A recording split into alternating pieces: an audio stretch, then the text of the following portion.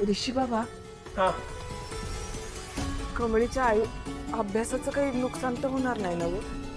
आणि मला काय वाटतं माहितीये का, ते चोरी बिरी काय कमळीनं केली नसेल. अहो ती तसली पोरगीच नाही. नाही तिने चोरी केली नाही हे मलाही माहिती आहे. पुरावे नाही आहेत ना तसे. पुरावे सगळे तिच्या विरोधात आहेत.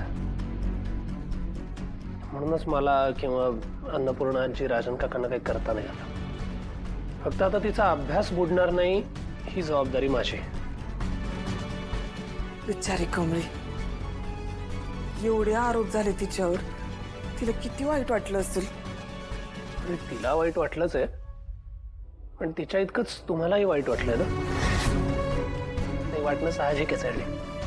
कमी आहेच अशी की लगेच समोरच्याला आपलंसं करून घेते. त्यामुळे प्रत्येकालाच तिची काळजी वाटते. ऋषी बाबा, एक बोलू का? नाही म्हणजे मला काय वाटतं माहितीये का, का कमळीच्या विरोधात कोणी काही केलं असेल ना मग. म्हणजे कामिनी, म्हणजे सहज बोललो.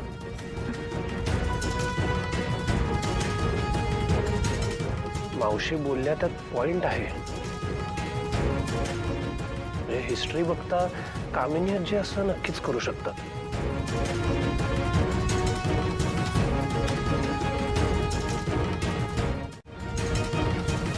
चला, एक गोष्ट मात्र चांगली झाली. राजन दारू ढोसायला लागला. अलीकडे मात्र तो जरा जास्तच गुरगुरायचा. अरे आपल्याला एक सुंदरशी मुलगी आहे, छानशी बायको आहे, आपण त्यांची काळजी करायची, आपल्या सुखी संसारामध्ये समाधान मानायचं. तर ह्याचं काय, याचं भलतंच. सारखं आपलं ते कमळी कमळी कमळी तिच्या नावाचा जप करत बसायचा, दुसरं काय. खरंच.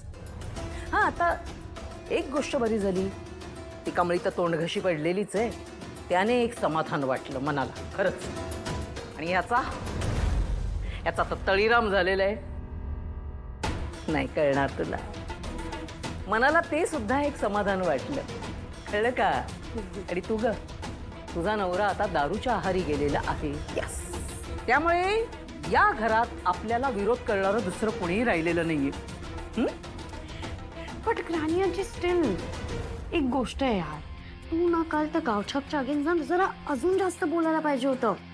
केवढीशी पनिशमेंट मिळाली आहे तुला. हो राजा, मला पण तसंच वाटत होतं, पण काय करू मी. खरं सांगू का, मला तर तिला ना आयुष्यातनं उद्ध्वस्तच करून टाकायचं होतं.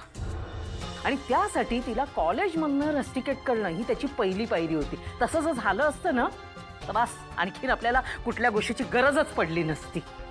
पण काय करणार, तुझी सासू आडवी आली तिकडे. हो, नको त्या वेळेला बरोबर टपकली. आणि काय, तिने शिक्षा कमी केली तिची. काय तर म्हणे आठवडाभर कॉलेजच्या बाहेर राहायचं, बस ही झाली शिक्षा. याला काय. पण बेटा, खरंच सांगते अनिका, तू इतकं छान काम केलंयस ना. अरे काय डाव टाकलायस राजा, खरंच. ऐका दोघींनी पण ऐका. पण मी काय म्हणते, त्या मुलाने ऋषी आणि कमळीला सगळं खरं सांगितलं तर काय करायचं, त्याचा काय विचार केलायस? मी ऑलरेडी सगळा विचार करते मॉम. तसं होणारच नाही, कारण ते व्हायला तो मुंबईत पाहिजे राय. म्हणजे त्याला मी इतके पैसे भरलेत की 2-3 मंथसाठी तो आउट ऑफ मुंबई पार्सल होऊन गेलाय. सो आता next 2-3 months he is not gonna be here. त्यामुळे रेश कमी कोणालाच तो भेटणारच नाही. आणि मला मात्र मजा आहे, कारण की कमळीचं 1 वीकसाठी लेक्चर, अभ्यास, कॉलेज सगळं पुढे. I am so happy. आणि तुझा आनंद वाढवायचं काम मी आणखीन केलेलं आहे. कॉलेजचे प्रिन्सिपल आहेत ना, त्यांना मी सांगितलेलं आहे, हे बघा, आता या कॉलेजची GS फक्त आणि फक्त माझी नात होणार, Anika Mahajan. Thank you so much granny. म्हणजे काय. Thank you, love you both so much. अरे बच्चा. आणि आता ना ऍक्च्युली मजा येणार आहे, कारण की मी गावच्या माझी पोझिशन घ्यायचा ट्राय करत होती ना या घरात. आता मी तिचीच पोझिशन अरे वा, काय दृश्य आहे. वा वा वा, सकाळी सकाळी सुरू केलंय याने. आता जर त्या म्हातारीने हे बघितलं की आपला मुलगा सकाळी सकाळी बाटली घेऊन बसलाय, कसला भारी शॉक लागेल ना तिला. वेळ दौडायला नकोय, हे नेत्रदीपक दृश्य दाखवलंच पाहिजे म्हातारीला.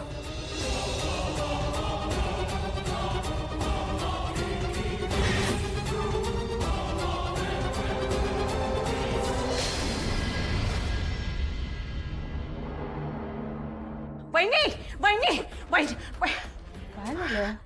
काय नाही, तू तू तुझा जप तप करत बसलेली आहेस इकडे, आणि तुझा लेख तो घराची असली नसलेली अब्रू आहे ना, ती सगळी मातीत मिसळत चाललेलं आहे. तू काय झालं नीट सांगशील का? काय आभाळ कोसळलंय का? हो सांगते ना. आणि मी जेव्हा सांगेन ना तेव्हा खरोखर तुझ्यावर आभाळच कोसळलेलं असेल. तुझा लाडका लेख सकाळपासून नुसते पेगवर पेग मारत बसलेला आहे. तळीराम झालाय नुसता. तर काय म्हणायचं ग याला? काय हे वागणं? अरे घरात 3-3 तरुण पोरी आहेत, त्यांना काय आपण हेच आदर्श द्यायचे का? हा, हेच संस्कार करणार का आपण त्यांच्यावर? शिवाई परमेश्वर, कसं पण